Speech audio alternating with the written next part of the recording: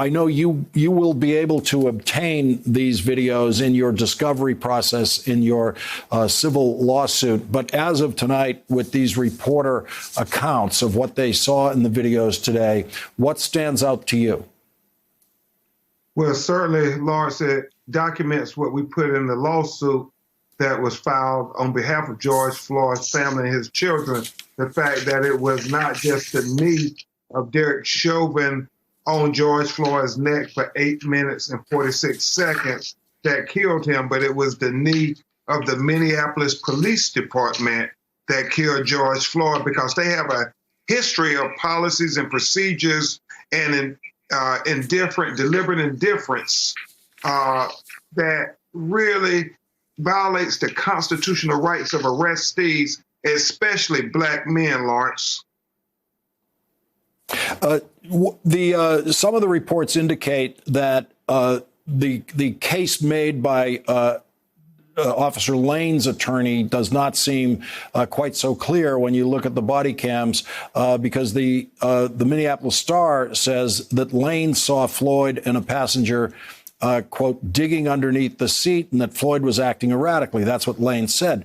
The Minneapolis Star says the videos do not show that. The videos do not support what Officer Lane has said he saw. And Lawrence, that's why transparency is so important. Black people in America are dealing with an additional public health crisis, while everybody else is only dealing with the coronavirus pandemic. We're dealing with the pandemic of police brutality and police corruption and excessive force that see far too many of us become hashtags. And so that's why we have to keep demanding transparency. These videos contradict everything that they said happened to George Floyd. And remember, Lawrence, when I came on your show with his family in the beginning, they had a report that never once mentioned the knee in the neck for 8 minutes and 46 seconds. That's 526 seconds that each one of those 4 officers had an opportunity to stop killing George Floyd.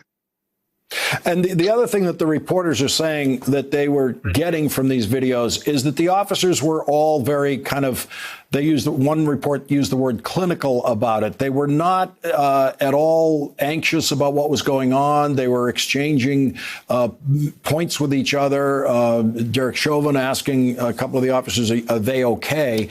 But there's no point at which you can find actual concern for George Floyd.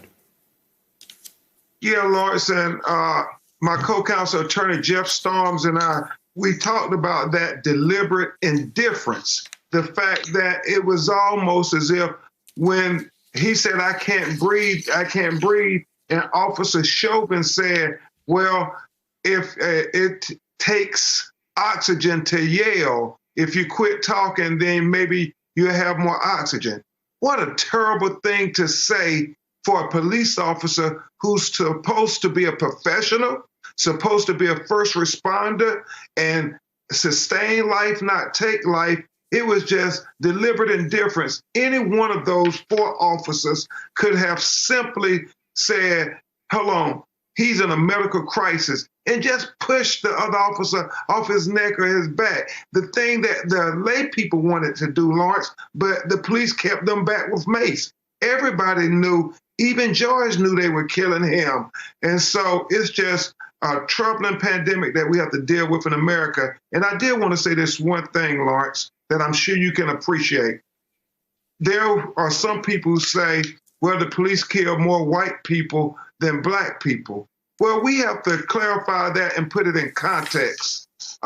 When you look at the fact that black people in America only make up 13% of the population, while white people in America make up 73% of the population, you have to put it in context. The American Journal of Public Health said that a black man is 3.5 times more likely to be killed by the police than a white man. And so this is our opportunity to finally have this important conversation and do something in the aftermath of George Floyd. We're at the tipping point, Lawrence.